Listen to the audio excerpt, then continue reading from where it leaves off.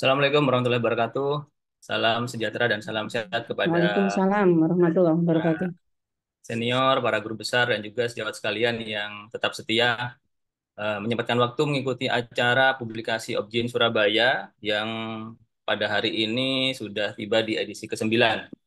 Dan tentu salam hormat selalu kepada guru-guru saya, Dr. Brahmana Skandar, di tengah kesibukan beliau masih menyempatkan diri sebagai narasumber pada siang hari ini untuk acara POS, dan juga kepada Dr. Wita Saraswati selaku moderator pada siang hari ini.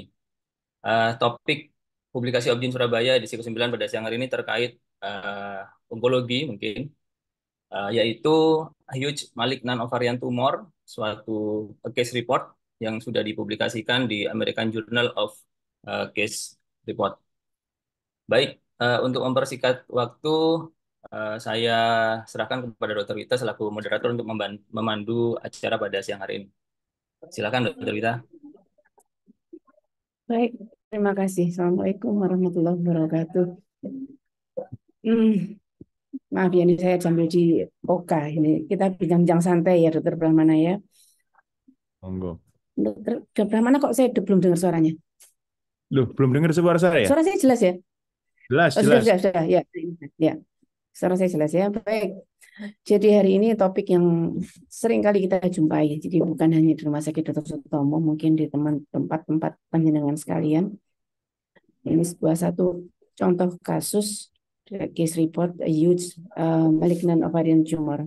Kita simak bersama bagaimana case report yang telah dilaporkan oleh Dr. Brahmana. Silakan Dr. Brahmana. Oke, terima kasih banyak Dokter Wita. Saya mau share screen. Terima kasih juga untuk Dokter Dimas dan Dokter Regita untuk mengirim acara ini dari minggu ke. Jadi acara ini agak berbeda dengan tanya apa saja karena berdasarkan berbasis publikasi yang sudah publish ya, mau case report, mau original research dan lain-lain. Nah, mungkin kita lebih banyak belajar sama-sama ya. Jadi ini bukan kuliah serius. Saya takutnya kalau publikasi kemudian terkesan sangat saintifik sekali. Padahal justru kita harapannya membuat acara publikasi Objin Surabaya ini supaya ada unsur clinical practice-nya dari semua publikasi yang telah dilakukan oleh Objin Surabaya. Nah, ini sebetulnya case report ya, case report. Jadi sebetulnya ini kenapa kok misalnya bisa diterima begitu ya? Karena sebetulnya ovarian tumor itu kan banyak ya, ovarian tumor yang ukurannya besar-besar banyak. Kita beberapa kali ngoperasi 50 cm lah, 40 cm lah. Tetapi harus diingat bahwa yang malignan itu tidak jarang yang sampai besar yang malignan itu. Ya, jadi mostly yang besar itu justru benign ya. Nah, kalau kita ngomong besar besar besar besar itu sedikit banyak kita menyinggung tentang musinus, tumor ovarium musinosum. Karena ovarium musinosum itu biasanya besar-besar. Nah, sebelum saya masuk pada materi case report ini, maka saya juga menyinggung, kan gunanya belajar sama-sama ya siang ini. Saya akan menyinggung tentang beberapa aspek tentang musinus ovarian tumor. Nah, jadi sebetulnya untuk ovarian tumor, bentuk malignannya ovarian cancer, itu kita membagi menjadi ada germ cell, kemudian ada epitel, ya, epitel dari sisi luar, ada sex cord dari stromanya. Nah, epitel itu ada serus, ada mucinus, endometrioid cell. Nah, ini kita yang mucinus. Jadi, kalau kita menjumpai itu mucinus, itu kita sebetulnya lebih bisa santai ya, karena mucinus itu lebih banyak 60% benign, 20% borderline, 20% baru malignan yang mucinus itu. Ya, jadi lebih banyak benign yang mucinus. Nah, kapan kita melakukan ultrasonografi, kapan kita melakukan MRI, kapan kita melakukan CT scan. Di Indonesia, bahkan juga di negara maju luar, sebagian besar tetap CT scan. Kenapa? Dengan alasan pengerjaannya cepat, praktis. MRI jauh lebih lama MRI itu. Ya, kalau ultrasonografi sudah sehari-hari, setiap prakteknya dokter SPOG di Indonesia selalu ada ultrasonografi. Berbeda loh, prakteknya SPOG di Belanda tidak selalu tersedia alat ultrasonografi. Karena ketika ultrasonografi akan di refer ke sonografer dan lain-lain. Nah, di kita itu setiap praktek SPOG pasti ada ultrasonnya. Itu sebetulnya kita lebih lebih maju sebetulnya ya. Nah, tetapi kapan kita memakai USG, kapan MRI, kapan CT scan, kita lihat contoh di sini ya. USG otomatis first line pasti. Tidak mungkin tidak di USG langsung MRI. Tidak mungkin tidak di USG langsung CT scan. Pasti melalui USG. Nah, CT scan itu sebetulnya kalau saya boleh mengibaratkan, CT scan itu seperti lensa itu lensa wide. Dia memotret wide. Untuk melihat extension itu CT scan. Tetapi kalau MRI itu seperti lensa makro. Jadi misalnya di suatu mesh ini, yaitu malignan atau benign, bagaimana gambarannya di mesh di sekitar mesh itu. Karena apa? Keunggulan MRI itu unggul akurasinya dalam hal soft tissue. Contoh, kelebihan MRI. Ketika kita menjumpai sel endometrium, kemudian kita menilai ini ada invasi ke myometrium atau tidak, the best adalah MRI. Contoh lagi, membedakan adenomyosis atau myom, the best adalah MRI, not a CT. Nah, itu adalah perbedaan ultrasound, MRI, dan CT. Jadi, meskipun lebih banyak kita memakai CT scan karena kemudahan dan antriannya lebih panjang, MRI mungkin ya, jadi macam-macam alat imaging kita yang bisa kita lakukan. Nah, ini serus, ini musinus ya. Jadi sebetulnya musinus itu jarang musinus. Sebagian besar itu serus ya, sebagian besar serus.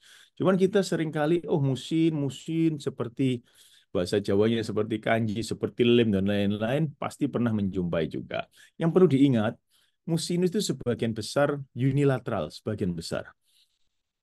Kalau serus itu commonly bilateral. Dan kita lihat di sini ukurannya besar-besar musinus itu, ya. Tetapi kalau yang di serus itu variable, tetapi apapun lebih kecil dari musinus. Kenapa saya singgung? Karena topik saya adalah Uterus ovarian cancer. Karena kita berbicara kalau uterus tumor itu konotasinya dengan tumor ovarium yang jenis musinosum, ya. Nanti bisa dibaca sendiri ini ada saya cantumkan jurnalnya. Ya. Nah, kalau kita menjumpai musinusum yang malignan, itu maka kita harus berpikir ini metastatik apa ini primary dari ovarium. Ya. Kalau ini 80%, musinus itu 80% itu metastatik. Sebagian kecil baru primary. Ya, kalau metastatik terbanyak dari mana? GI tract ya. Selalu kita ini berasalnya dari bowel, apakah dari ovarium, selalu kemudian imunohistochemistry yang dilakukan untuk mengkonfirmasi diagnosis ya. Nah, ini untuk melihat antara primary versus metastatik. Karena apa? 80% mucinous ovarian tumor itu metastatik, 20% baru primary. Kalau yang primary biasanya unilateral, metastatik biasanya bilateral ya. Kemudian ukurannya yang primary biasanya gede ya, kita lihat. Yang metastatik smaller ya, artinya ya. Kemudian peritoneal carcinomatosis, peritoneal carcinomatosis itu seperti eh, ada dunggul-dunggul luas itu ya di peritoneum, kemudian di mesenterium ya itu peritoneal carcinomatosis ya. Nah, biasanya mucinous ovarian tumor, large unilateral pelvic mass. Large unilateral pelvic mass. Rata-ratanya saja 18 cm, rata-ratanya. Ya, nah ini coba panjenengan lihat, sejawat lihat semua kalau mengerjakan operasi besar-besar, kemudian kita perhatikan PA-nya, mungkin pasti sebagian besar adalah mucinous ya. Nah, ini kembali lagi ke case report ini ya. Case report ini saya submit kira-kira 31 Desember 2022 ya. Kemudian baru accepted kira-kira 3 bulan kemudian. Nah ini contoh memang kalau kita submission itu bisa lama ya. Karena proses reviewing dan lain-lain dari jurnal dan timnya itu bisa sangat lama. Bisa 3 bulan, bahkan 6 bulan, bahkan 8 bulan ya. Intinya ya. Kemudian baru bisa publish kira-kira bulan Mei. Jadi total waktu yang diperlukan mulai submit sampai publish itu sekitar 5 bulan. Ya, ini sebetulnya kasus di privat. Ya, nah ini background. Ini saya sudah membicarakan mengenai publikasinya.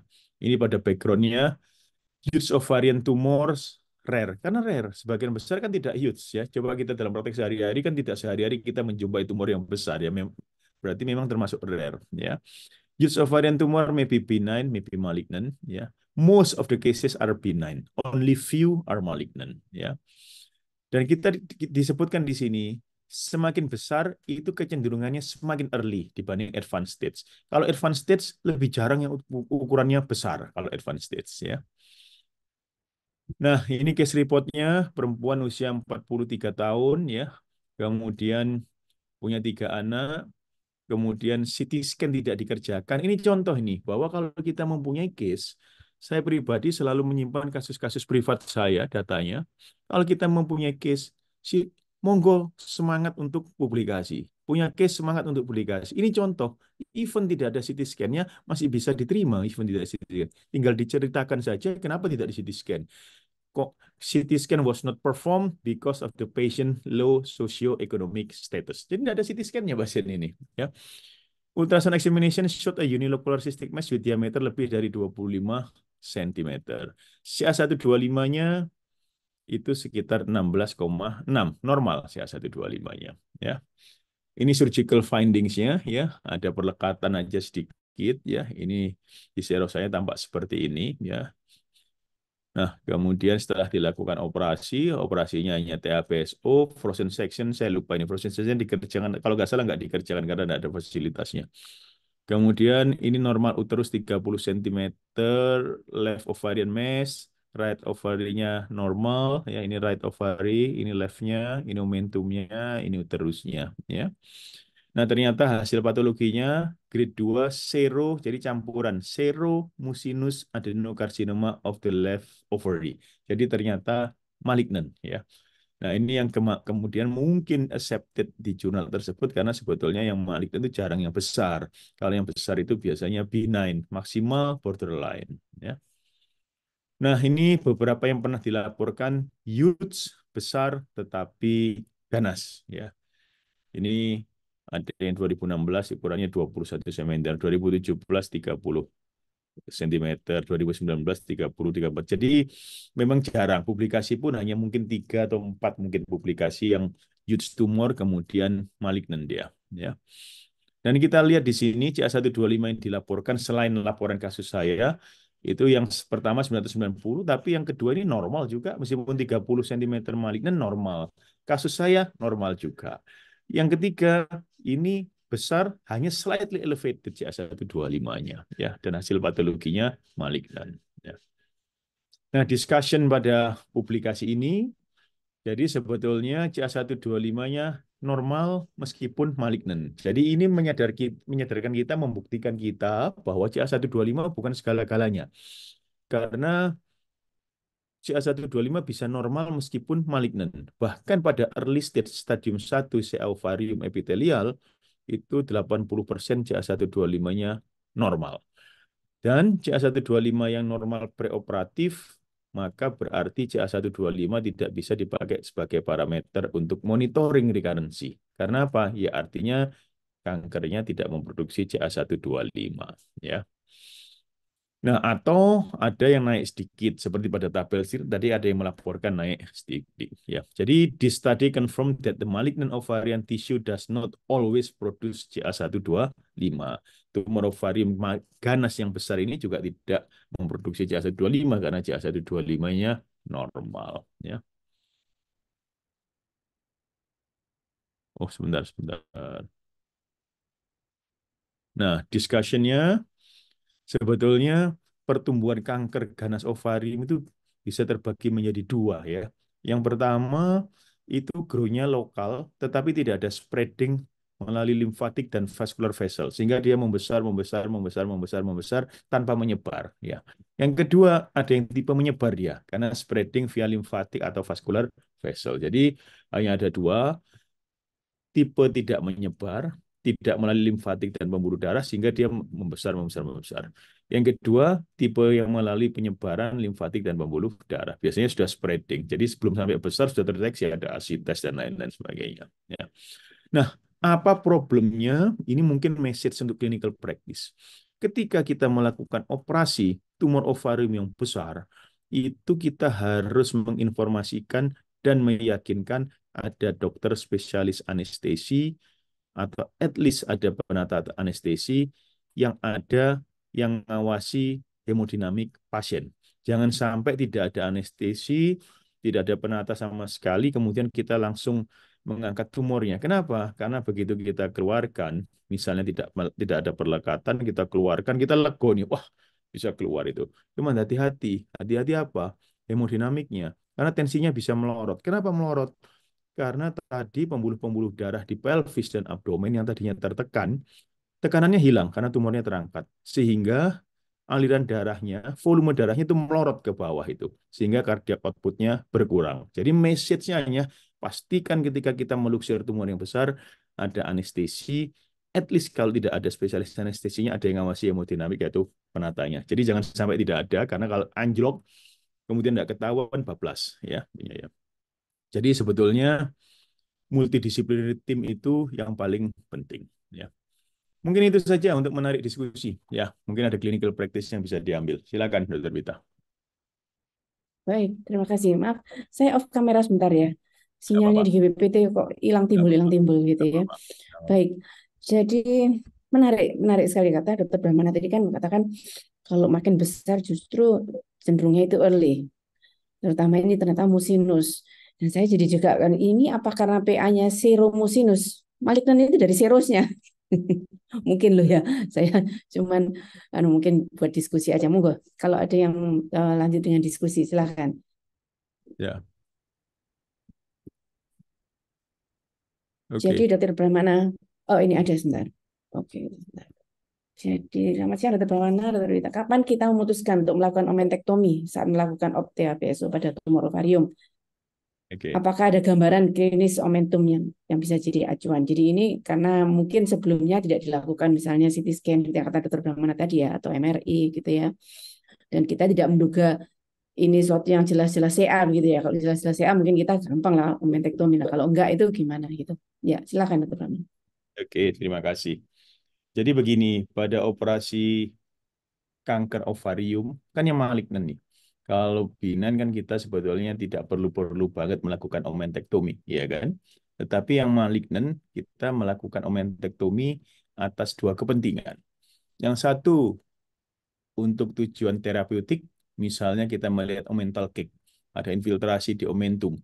Berarti advanced stage. Advanced stage itu prognosis terbaik yang paling penting adalah seberapa banyak residu tumor gross pasca operasi. Kalau zero, semua bisa terangkat, ya termasuk omentum yang ada masanya terangkat dan lain-lain terangkat, prognosisnya lumayan, ya dibanding yang residunya masih banyak. Nah, dalam hal tujuan terapeutik dilakukan ketika kita melihat ada sesuatu pada omentum. Nah, yang kedua dengan tujuan untuk diagnostik. Diagnostik dalam rangka atas kepentingan untuk menentukan stadium secara akurat, khususnya pada curiga kanker ovarium ganas dan early stage. Nah, kalau pada early stage, maka tujuan operasi itu adalah menentukan stadium secara akurat. Kenapa? Karena kita harus menentukan langkah pasca operasi. Kalau stadiumnya tidak akurat, pasca operasinya kita ragu-ragu. Pasca operasi, pasien ini enaknya diobservasi saja cukup, apa pasien ini pasca operasi enaknya dilakukan kemo aja deh aman. Nah, itu kita tidak boleh keduanya berdasarkan perkiraan. Contoh, pasien ini tidak usah kemoterapi, cukup observasi saja karena kelihatannya stadiumnya dini. Padahal kita hanya melakukan SOD saja alias ngangkat ovarium kanan saja.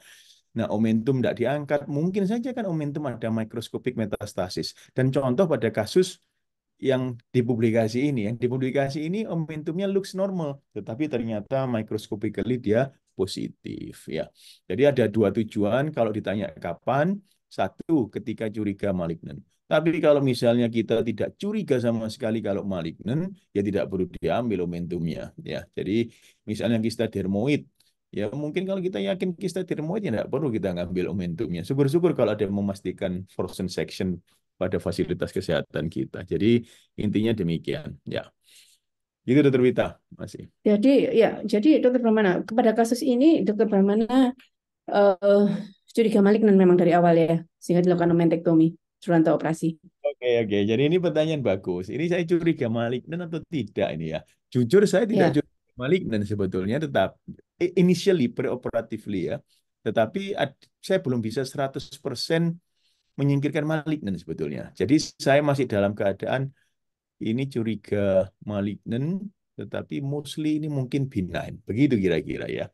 Ya, Tapi mungkin karena kan pendapat Dokter Brahmana tadi makin besar tuh curiganya early. ya, Justru karena pada makin early stage kita butuh yes. appendectomy begitu kan? Ya, Ya, ya. Jadi ini ya, ya. karena curiganya besar, kemudian karena tidak ada fasilitas frozen section. Jadi sebetulnya ini pasien ini kalau saya tidak salah, saya mengerjakan di luar ini pasiennya teman sejawat begitu ya. Nah, ini itu kan jelas penuh keterbatasan pasien ini ya. Satu, wong cuman USG saja, tidak ada CT scan, tidak ada MRI karena tidak ada biaya ya. Yang kedua, eh, apalagi frozen section. Di tengah keterbatasan kita tidak bisa frozen section. Kalau frozen section itu kan kita bisa menentukan, potong beku. Oh, diambil tumornya, tunggu sambil operasi tetap ditunggu, patologinya memeriksa jinak ganas. Dan kalau jinak stop, cukup saja. Misalnya TAHBSO atau USO saja, cukup, selesai, that's it, enough. Kalau misalnya malignen potong bekunya, baru kita prosedur operasi kanker ovarium. Tapi ketika kita tidak mempunyai tools, ketika kita ragu-ragu, kita menjadi bimbang. Ini nih saya ini mau operasi seperti benign, apa saya ini apa mau standar operasi seperti malignan. Kan begitu yang sering ada di lapangan ya. Nah, bagaimana kalau di luar negeri semua pasti ada potong bekunya, pasti di frozen section. Nah, di kita frozen section contoh nih di kota besar Surabaya saja yang benar-benar mempunyai alat untuk melakukan pemeriksaan frozen section, berarti bukan alatnya itu dibawa ke sana sana, tapi paten punya alat itu sepengetahuan saya hanya 3 rumah sakit dari seluruh rumah sakit yang ada di Surabaya yang mempunyai alat sendiri, ya, mempunyai alat sendiri. Itu bayangkan di kota besar.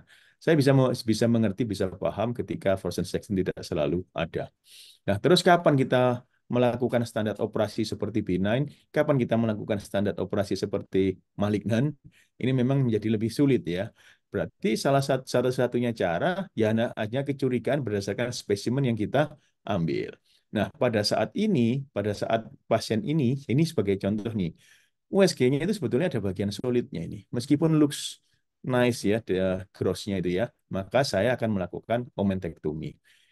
Kalau saja saya tahu ini ada frozen section yang misalnya malignan, mungkin saya akan terus dengan melakukan uh, lymphadenectomy dan lain-lain sebagainya. Tetapi no data at the time karena semua keterbatasan. Sehingga saya hanya melakukan omentektomi just untuk konfirmasi. Tapi ternyata omentumnya kan positif pada pasien ini. Sehingga pasien ini sebetulnya stadiumnya stadium 3, bukan early lagi. Tapi malignan stadium 3.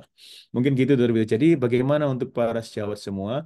Ya, kalau misalnya sudah terangkat tumornya, 8, lihat saja ketika ada bagian padatnya, curiga 66, lihat 44, evaluasi seluruh rongga abdomen. 22, 00. Gitu, Dokter Vita. Iya, terima kasih. Iya, iya, iya. Ini menarik karena ini keterbatasan pasien ini itu tidak dilakukan MRI atau CT scan karena keterbatasan biaya pasien. Nah, sekarang di era BPJS ini kan ditanggung semua sama BPJS. Nah, itu apa tetap perlu gitu ya. Tanggung Ini semua menyambung dengan tapi pertanyaan ini ada pertanyaan dalam menghadapi kasus serupa, apakah prioritas selalu di imaging? Kapan diperiksakan tumor marker? Mengingat tadi disebutkan ada kasus yang tidak meningkatkan level tumor marker tersebut. Itu pertanyaan Dokter Pramana. Silakan. ini Sekarang BPJS kan ditanggung semua, diperiksa semua lah. loh, kalau dalam sistem JKN kalau ditanyakan ditanggung atau tidak, semua itu ditanggung kan. Dari ditanggung hanya beberapa penyakit, misalnya infertilitas, kosmetik, tidak ditanggung karena penyalahgunaan obat tidak ditanggung. Di luar itu ditanggung semua begitu ya. Nah, pertanyaannya apa yang ditanggung itu mampu laksana atau tidak? Mampu laksana karena alasan cost, mampu laksana karena expertise, mampu laksana karena bahan, mampu laksana karena teknologi, nah itu kan lain cerita ya. Nah, sekarang begini. Kalau dengan penuh keterbatasan ya kebetulan saya di rumah sakit tersier ya tidak ada keterbatasan ya. Kalau di rumah sakit yang ada keterbatasan, maka ya apa harus CT scan MRI? Contoh kasus yang kita kerjakan tidak ada CT scan dan MRI-nya begitu ya. Cuman punya limitasi. Kalau ternyata durante op-nya dia lengket sana lengket sini, itu misalnya kita diskusi pada kasus saya ini, tidak ada CT scan, tidak ada MRI. Kemudian dia kasusnya itu melekat erat pada usus tumornya ini. Misalnya kasus saya tapi melekat erat pada usus. Maka curiganya adalah apalagi Duranta opnya rapuh, dan ini curiganya ganas, singkat ceritanya. Maka ketika tidak ada data yang detail, CT scan, MRI, dan lain-lain, di tengah-tengah operasi saya bisa ragu-ragu menentukan sikap. Dalam artian begini, kalau saya mempunyai data CT scan dan MRI, clean, livernya clean, lymph node di atas clean, splinnya clean, toraksnya clean, dan lain-lain, hanya memang perlekatan hebat, infiltrasi di kolon, dan lain-lain, maka saya bisa membersihkan. Dengan apa? Dengan join dengan bedah digestif. Saya potong, saya angkat rahim indung telur, potong ususnya, dilakukan local anterior resection bahkan, kemudian kalau perlu kolostomi, syukur-syukur bisa disambung primer. Nah, tetapi extensive surgery itu kita lakukan ketika kita sudah menyingkirkan tidak ada distant metastasis. Artinya livernya bersih dan lain-lain. Dok kan bisa dari USG bisa saja, tetapi kan tidak seakurat MRI untuk atau CT scan untuk menentukan ada distant metastasis. Sehingga kadang-kadang CT scan membantunya di sana. Oh ini sudah di CT scan, lainnya bersih, hanya ada perlekatan hebat menyatu dengan usus, ya dipotong ususnya. Extensive surgery worth it, begitu ya. Tetapi ketika sudah ada distant di upper abdomen, distant metastasis dan lain-lain, maka kalau kita main extensive surgery pada di pelvis, nggak worth it. Kenapa? Kita bisa ngangkat yang di bawah atau yang di atas sudah ada begitu ya. Jadi itu contoh pentingnya misalnya CT scan. Tapi apa harus? Kalau kira-kira itu lux bina dan lainnya tidak usah perlu dilakukan CT scan. Memang ditanggung CT scan itu, ditanggung oleh JKN dan lain-lain, tetapi di rumah sakit kita saja CT scan-nya antri.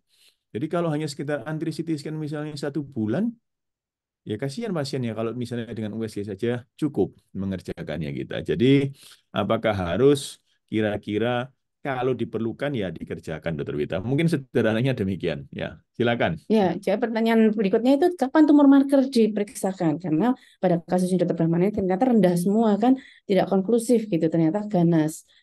Ya, silakan Dr. Brahmana. Contoh-contoh manfaat tumor marker dikerjakan. Saya setuju. Apa harus dikerjakan? Jawabnya kalau strict, apa harus? Saya jawab tidak. Apa harus tidak? Apa harus tidak? Nah, kenapa kok tidak? Loh, sekarang begini. Kalau misalnya kita kelihatan tumor, most likely dia batasnya masih jelas, tetapi bagian padatnya sangat jelas. Kita hitung resistance index-nya, pulsatility index-nya, septanya ada vaskularisasi dan lain-lain, hampir kita secara morfologi imaging dia malignan, perlu tidak kita untuk memeriksa CA125? Jawabannya adalah dari segi diagnostik mungkin nggak begitu perlu-perlu banget karena sudah dia malignan. Tapi dari segi kepentingan monitoring bisa ada manfaatnya. Saya jawab bisa ada manfaatnya. Kok bisa begitu? Karena begini, tumor marker itu bisa menjadi patokan kita dalam monitoring terjadinya recurrency asalkan preoperatively dia tinggi. Saya kasih ilustrasi. Ada 2 pasien, kanker ovarium. Kanker ovarium sama-sama PA-nya kanker ovarium. Yang si A, CA125-nya sebelum operasi 1000. Pasca operasi residunya 0, CA125-nya menjadi 30. Jadi dari 1000 turun menjadi 30. Nah, pada si A ini, CA125 bisa dipakai untuk monitoring. Monitoring awal terjadinya recurrency. Nah, si B, CA125 preoperasinya itu 30 atau 40, pasca operasinya juga CA125 tetap 30. Nah, pada si B tidak boleh memakai CA125 untuk monitoring karena akan masking, karena false negatif. Jadi itu contohnya, Dokter Wita. Jadi kalau dari segi diagnostik kita sudah yakin ganas dari morfologi imagingnya, ya bukan wajib. Tetapi itu menurut saya bukan wajib karena dari untuk mendiagnosis diagnostik malignannya kan bisa dengan imagingnya itu. Tetapi untuk monitoring memang preoperatively yang hanya meningkat saja kita bisa melakukan monitoringnya menggunakan tumor marker. Kira-kira gitu Dokter Wita. Ya.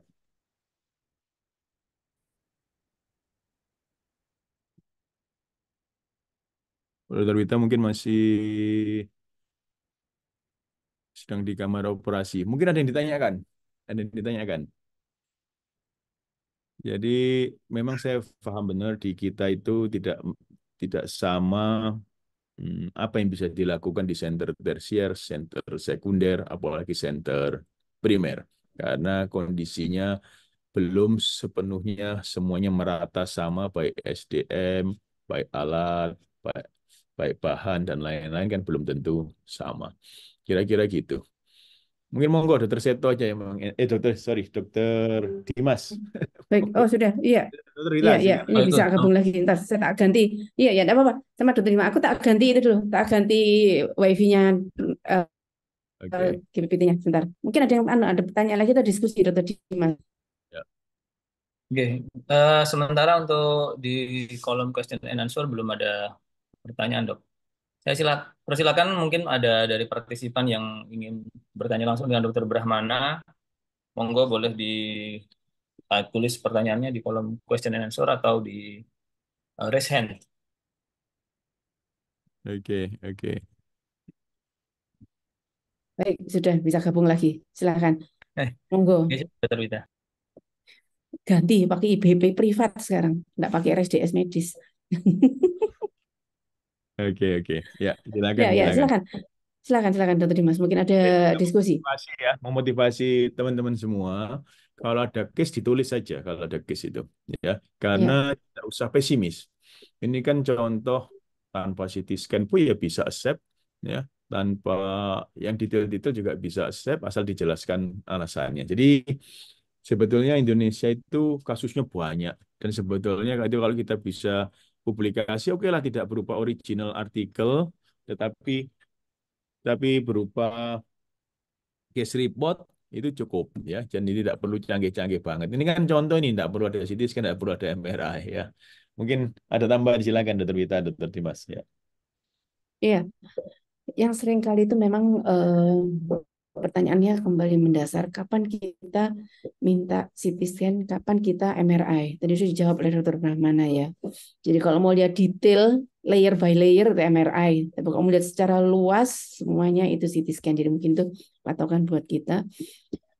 Dan CT scan lebih untuk pasien lebih nyaman karena tidak perlu still dia diem gitu lama begitu ya.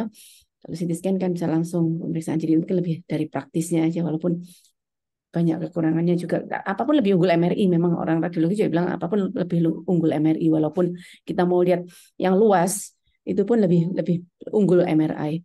Itu mungkin dokter Praman ada pendapat. Ya, ya, ya ini kita Cuman ya lebih lihatlah. mahal ya. Iya, Ya, MRI itu kadang-kadang bukannya lebih mahal, karena pasiennya juga itu lebih tidak nyaman, karena pengerjaannya iya, kan juga lebih panjang dia, karena magnetnya itu muter, muter, muter, muter, muter untuk mendapatkan suatu gambar. CT scan lebih cepat, dan iya, MRI keuntungannya tidak mengandung bahan radiasi. Kalau CT scan kan ada radiasinya, ya. Makanya orang MRI, emang MRI boleh dilakukan pada ibu hamil. Kalau CT scan tidak dilakukan pada ibu hamil. Meskipun itu pun MRI-nya lebih dari 12 minggu kehamilan. Ya. Jadi kalau kita ingin melihat detail, maka MRI tetap menjadi pilihan. Contoh, kita membedakan miom atau adenomiosis. Itu penting. Kenapa? Kalau misalnya dengan USG mestinya bisa. Dengan USG itu bisa membedakan miom dan adenomiosis. Dikala suatu kondisi benar-benar ragu-ragu, maka itu penting ketika kita melakukan operasi miomektomi, angkat miomnya. Kenapa? Kita bilang miom, ya Bu, kita angkat miomnya saja. Ternyata durante operasi adenomiosis. Kan nggak mudah mengangkat adenomyosisnya saja, maka terpaksa harus histerektomi, kan pasiennya belum tentu mau gitu kan. Ya itu contoh nih bahwa soft tissue unggul dengan MRI. iya, Lagi eh, kita untuk kanker serviks ya, untuk melihat ada infiltrasi ke parametrium. Saya melakukan CT scan atau MRI. Kalau untuk melakukannya melihat hanya infiltrasi ke parametrium atau tidak, parametrium itu soft tissue sehingga MRI mempunyai keunggulan ya.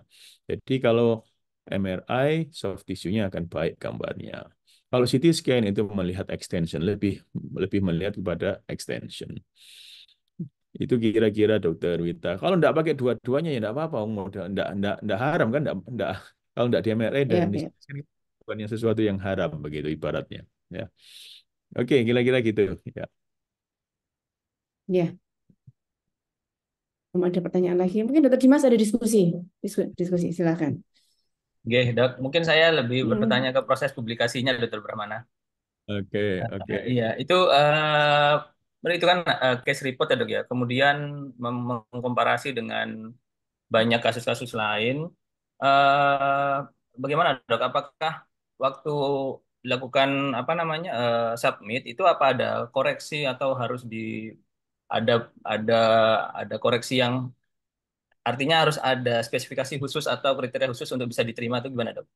Karena menarik dok, Oke. karena ini hanya maksudnya cukup mudah sepertinya ya, sepertinya untuk dilakukan untuk publikasi hanya satu satu kasus kemudian dipublikasi tanpa pemeriksaan macam-macam gitu dok. Jadi saya kepikiran untuk kayaknya kok eh, ada ide gitu dok. Oke, oke. Terima kasih. Kalau saya boleh bercerita the whole story ya, ya mungkin bisa dipakai, mungkin juga masing-masing punya cara. Saya itu setiap pasien saya privat ya utamanya ya, itu selalu recorded, recorded. Saya memakai aplikasi Evernote. Evernote saya berbayar ya. Evernote itu bisa dipakai di handphone, bisa sync-sync dengan yang ada di laptop ya. Itu ibarat itu hanya aplikasi untuk pencatatan gitu ya. Bukan hanya murni untuk medis, bukan untuk semuanya. Nah, saya pakai untuk catatan saya. Setiap kali saya selesai operasi, saya masukkan data, nama pasien, umur, tempat saya operasi, beroperatifnya apa, dan saya lakukan apa. Itu saya taruh di judulnya, title.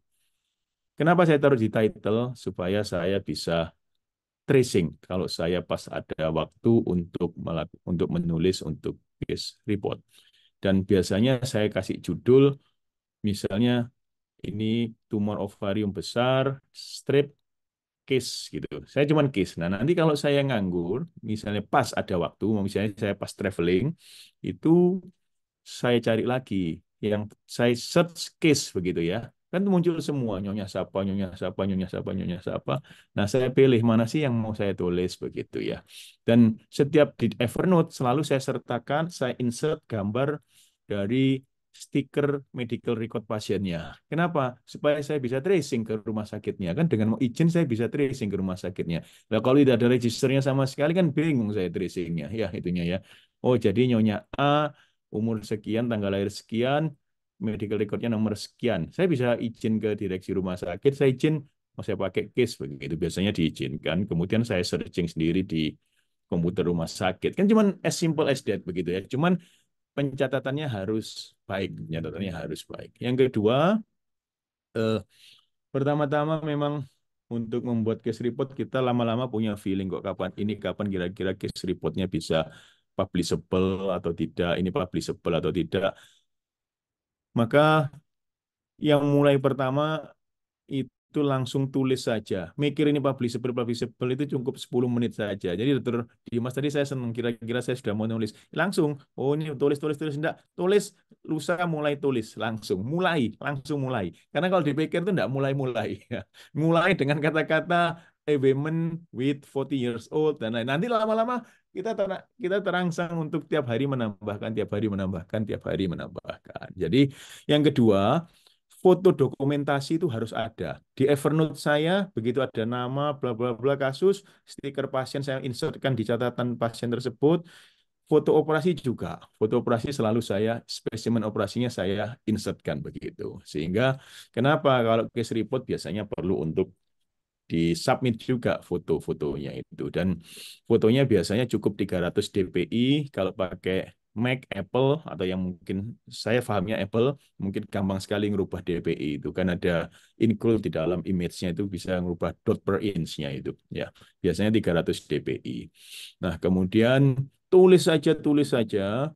Mau pakai bahasa Indonesia, pakai bahasa Inggris. Saya dulu menggunakan Grammarly ya, Grammarly yang untuk membantu kita ketika menulis Word bahasa Inggris ya, tetapi saya terakhir-terakhir tidak memakai Grammarly lagi.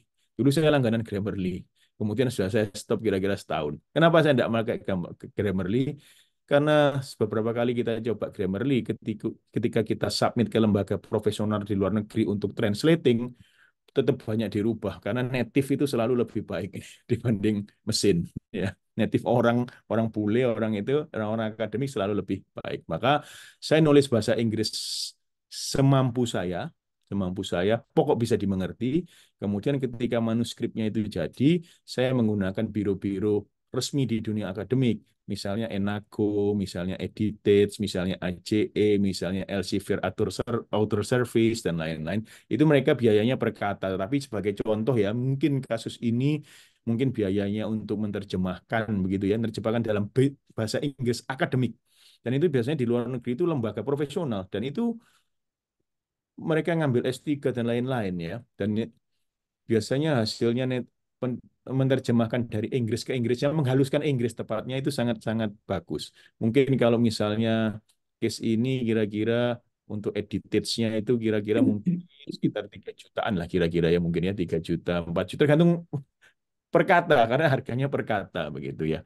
Dan biasanya mereka akan memberikan masukan, tulisanmu banyak typo, tulisanmu banyak ini dari segi editing formatnya begitu. Nah, kemudian setelah itu kita membuka jurnal yang dituju, mana jurnal yang dituju. Tapi kalau bisa, sebelum kita submit, itu kita harus tahu tujuan jurnal kita, yang kemana jurnal kita. Kenapa?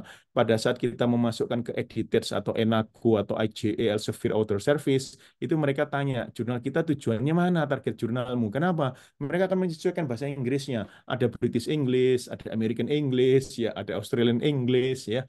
Mereka akan mencarikan penerjemahnya. Nah, ketika sudah dapat target jurnalnya, bagaimana cara mencari target jurnalnya? Buat saja abstrak, kemudian abstraknya itu kita dengan abstrak bermodal abstrak itu, maka kita membuka Web of Science atau Elsevier Journal Finder. Ya, nah itu kita masukkan pastekan abstrak kita dalam bahasa Inggris itu, nanti mereka mengeluarkan rekomendasi jurnal-jurnal yang bisa kita, yang sesuai untuk abstrak kita itu. Nah kita ngecekin satu-satu di jurnal-jurnal tersebut, kita buka webnya satu-satu di jurnal-jurnal tersebut, mana yang kira-kira paling visible di jurnal tersebut, sudah ada kasus serupa kasus saya atau enggak. Kalau sudah ada yang serupa ya kecil kemungkinannya kita diterima ya, maka kita bacai satu-satu ya, kira-kira proses-proses seperti itu mungkin seminggu bisa jadilah, proses-proses tetek bengek di luar konten begitu ya, kira-kira mungkin begitu. Semangat semua, pasti bisa. Case report kita itu banyak, apalagi Dokter Dimas banyak kasusnya, saya lihat kasus-kasus urogeneologi itu sangat publishable menurut saya loh ya, menurut saya ya. Silakan. Iya, Ya, matur nuwun ya, Dokter Pramana. Ya. ya, Monggo ya. Dokter. Terima kasih Brian. Ya, ada pertanyaan lagi nih Dokter Brahmana. Jadi pada kondisi massa abdomen yang besar sekali, bagaimana cara mengetahui itu? Memastikan massa itu dari ovarium. Nah, bila tidak ada modalitasnya, baik tidak ada CT, tidak ada MRI, asal massanya dari mana itu, bagaimana memastikan tanpa imaging itu? Apakah ada teknik khusus untuk laparotomi untuk mencegah kista spilling? Itu pertanyaan keduanya. Yang pertama tadi, bagaimana menentukan itu berasal dari ovarium, sehingga Dokter Brahmana meyakin, oh ini saya yang buka gitu ya. Rasanya jarang ya ada organ lain yang masanya segitu besar ya. Satu, kalau begini ya, untuk membedakan antar organ ginekologi dulu, ya kan? Antar organ ginekologi berarti ini Kak, ini apakah ini ovarium, apakah ini tuba, apakah ini uterus? Ya kira-kira kan genitalia interna kan itu, ya. Kan cuma begitu. Ini apakah ini tuba? Nah, Apa maksudnya itu apakah bahwa ya? jangan-jangan ini organ dari ginjal, misalnya tumor ginjal Apa yang ya? gede, misalnya gitu. Makanya kita mulai dulu dari inter ginekologi dulu ya, intra ginekologi dulu. Nah, intra ginekologi kalau uterusnya kelihatan berarti kan bukan uterus itu kan, apalagi kombinasi TVS dan USG abdominal kan kita bisa kelihatan ini uterusnya di mana, ya kan? Kalau uterusnya sudah ada ya berarti masanya terpisah dari uterus, ya most likely masanya bukan dari uterus. Yang kedua, yang harus dipisahkan juga kadang-kadang untuk yang terutama untuk yang benign, jarang malik, dan kalau dari yang tuba itu besar, itu bisa juga kista paratuba. Kista paratuba itu bisa besar loh, bisa 30 cm, paratubal cyst atau paraovarian cyst. Tetapi biasanya benign, sehingga bentuknya itu unilokuler, batasnya jelas, dindingnya tipis, itu bisa jadi mungkin kita keliru, susah membedakannya dari USG. Apakah kista paratuba, kista paraovarian, ataukah ini kista ovarium, susah membedakannya. Lah tunggu duranda operasinya. Nah, ini pertanyaannya ini kalau dengan organ di luar kandungan jadinya yang paling memungkinkan kalau misalnya mulus licin, oh ini kista yang paling mungkin apa ya, mungkin kista ginjal bisa, itu yang paling kadang-kadang dua tiga kasus itu adalah kista ginjal, bisa-bisa sangat besar. Nah, pertanyaannya adalah kalau sampai detik terakhir saya hanya mampu ultrasound, tidak ada CT scan, tidak ada MRI, berdasarkan pemahaman saya, diagnosis saya bahwa ini kira-kira ovarium, ya konsekuen kita membuka sesuai ovarium, kan demikian itu ya. Tapi kalau misalnya katakan dari USG Iya. semaksimal kita, morfologinya ini, wah ini bukan dari ovarium nih, setelah semaksimal kemampuan kita ini bukan dari ovarium, ya sejak awal libatkan saja, konsulkan saja misalnya ke urologi, mungkin kista ginjal dan lain-lain. Tapi kalau misalnya tidak ada, ya durante operasi baru kita ketahui kira-kira dari mana. Mungkin ya terpaksa begitu, Dokter Wita. Ya, makasih. Iya, iya. Kalau mungkin kalau misalnya memisahkan, mungkin usul saya itu transvaginal sonografi penting. Kalau misalnya gininya TAA pasti ya ovariumnya kelihatan normal begitu ya. Terus ya kelihatan normal. Kalau ini curiga massa bukan dari ginekologi begitu ya. Tapi kalau lah ini ovariumnya kok enggak jelas nih, SK abdomen enggak jelas, TVS enggak jelas, ya mungkin itu massa dari kita. Apalagi massa dengan 30 senti itu mungkin kan apa ya kira masa yang sebesar itu ya misalnya masa mesenterium misalnya begitu kan ya misalnya mungkin tapi ya jarang ya kalau ada Kalau masa sampai ginjal terakhir, misalnya gitu masa retroperitoneal susah kalau sampai ya terakhir tetap tidak ya jelas, silakan. menurut saya operasi, cuman apa bedanya operasi yang preoperatively jelas sama tidak jelas? Kalau preoperatively Tetap dibuka juga ya. tetap dibuka dan tidak jelas, harus siap. Kita ngomonglah dengan dokter bedah digestif, ngomonglah misalnya dokter urologi, ini saya mau membuka sesuatu loh ya.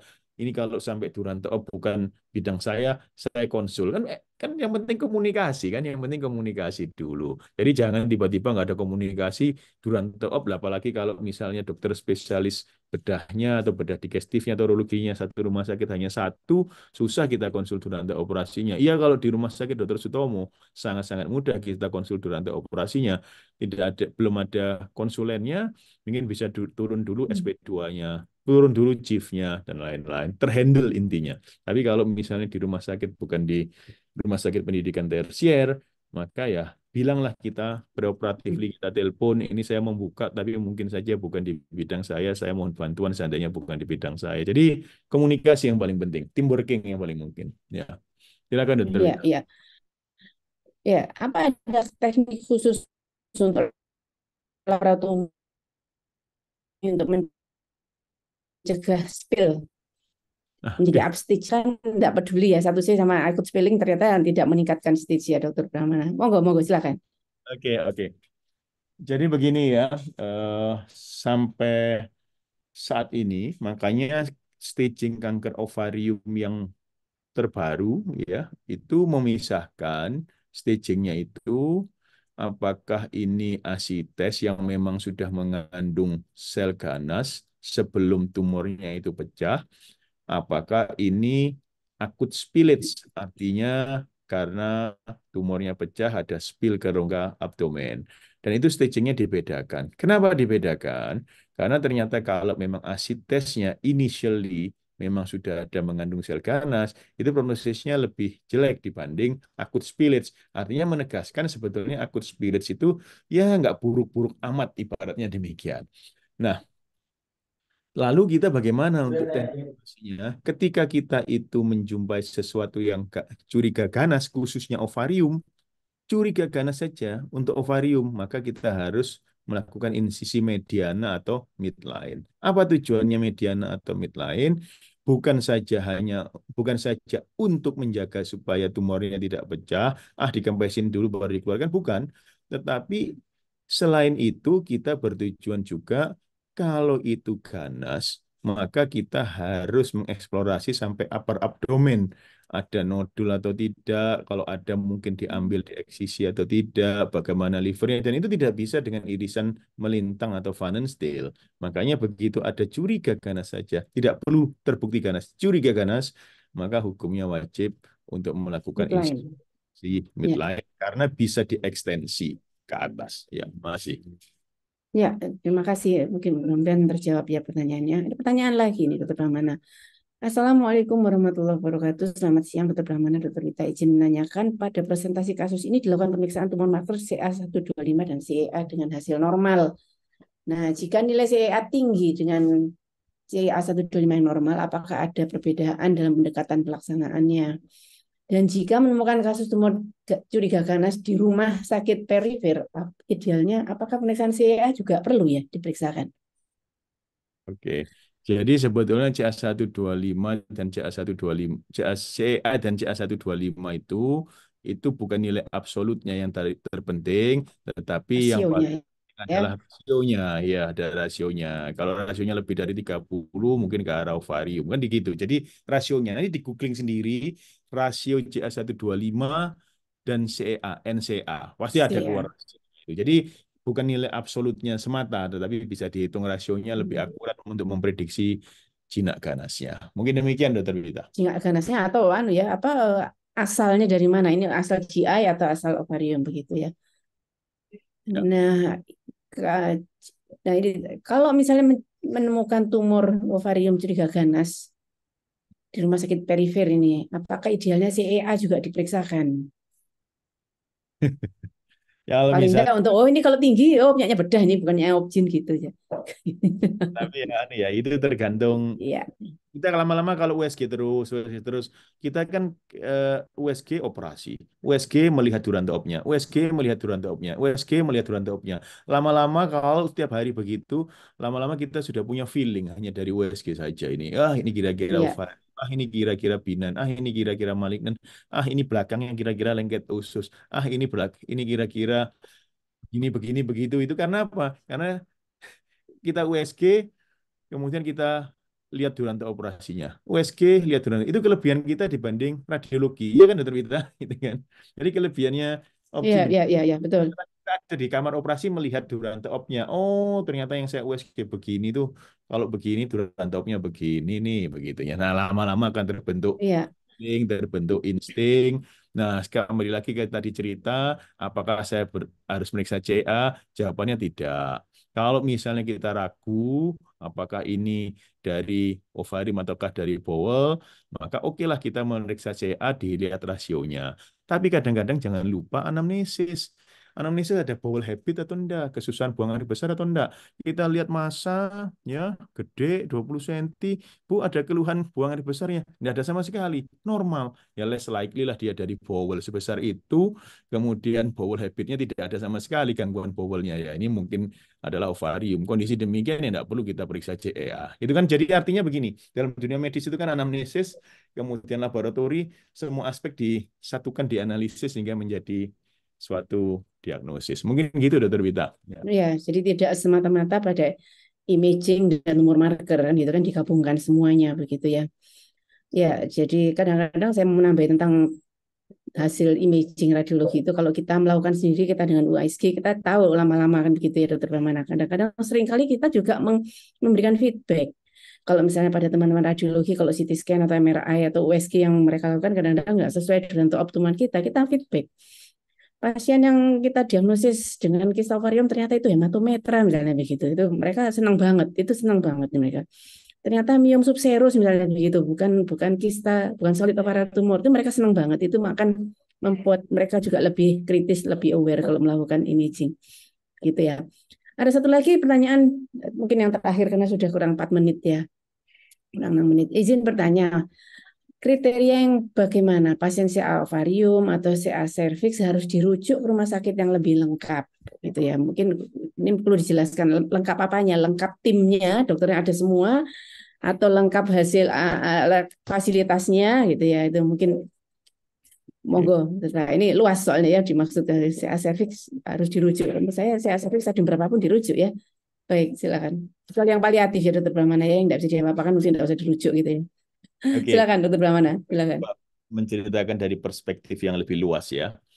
Yang pertama, di luar negeri itu semua kasus CA itu memang centralized.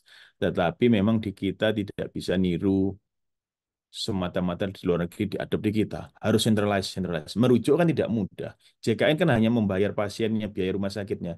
Lah yang keluarganya yang nunggu makannya dan lain-lain, transportasinya. Nah, itu kan memang jadi pertimbangan.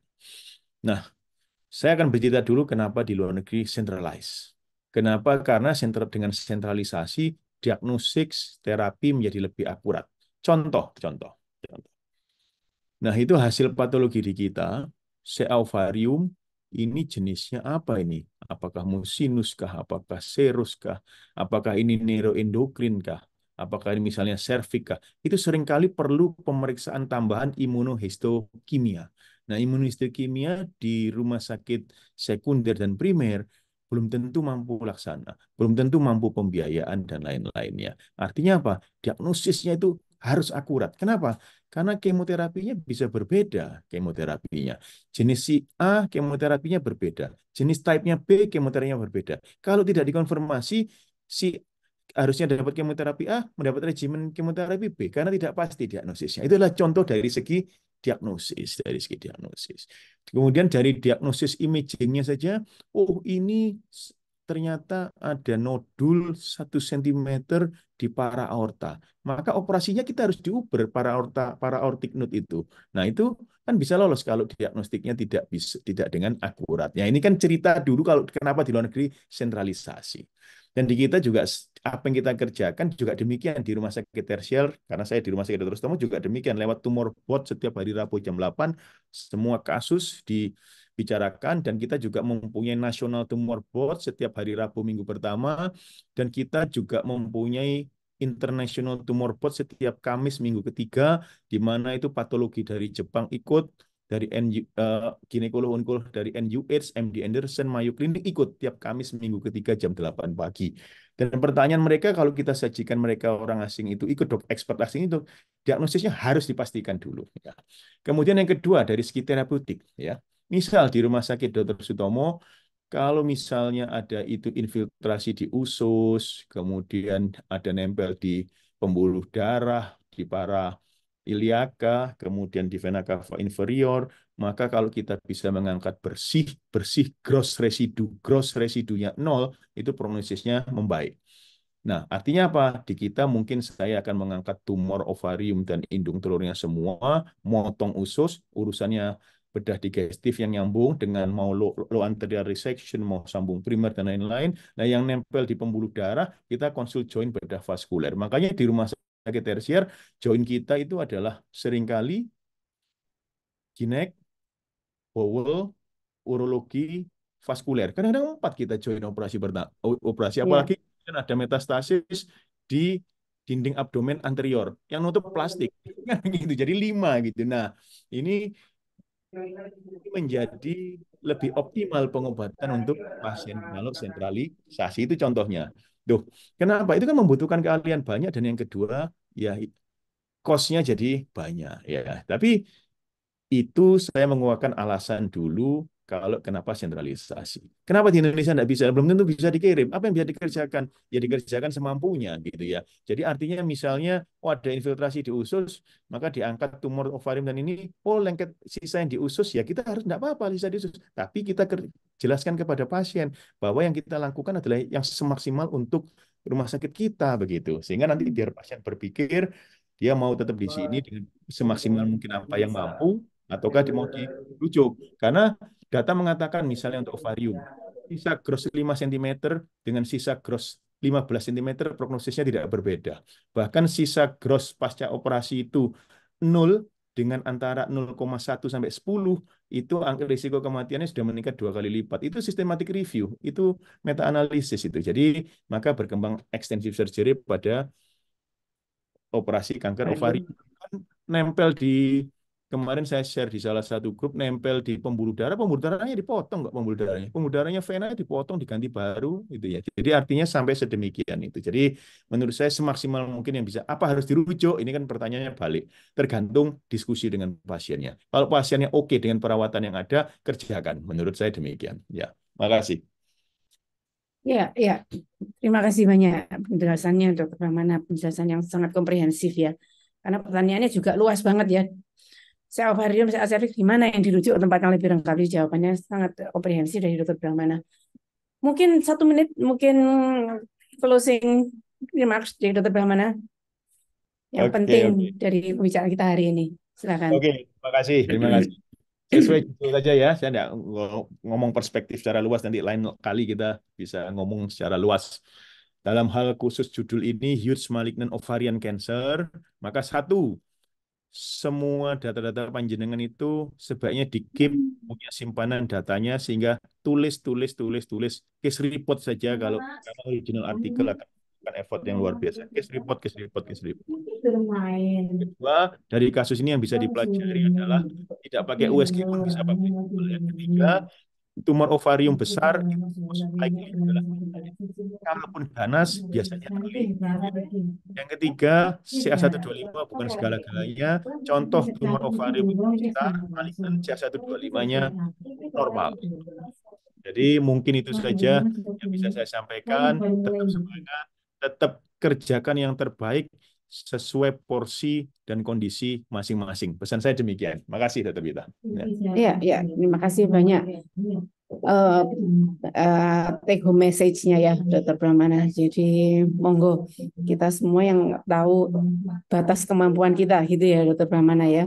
Jadi apa yang disampaikan Dr. Brahmana belum tentu mampu kita laksanakan. Jadi semua kita lihat sesuai dengan batas kemampuan kita. Gitu aja. Jadi jangan juga pesimis, wah sudah besar ini pasti wis kirim aja gitu ya.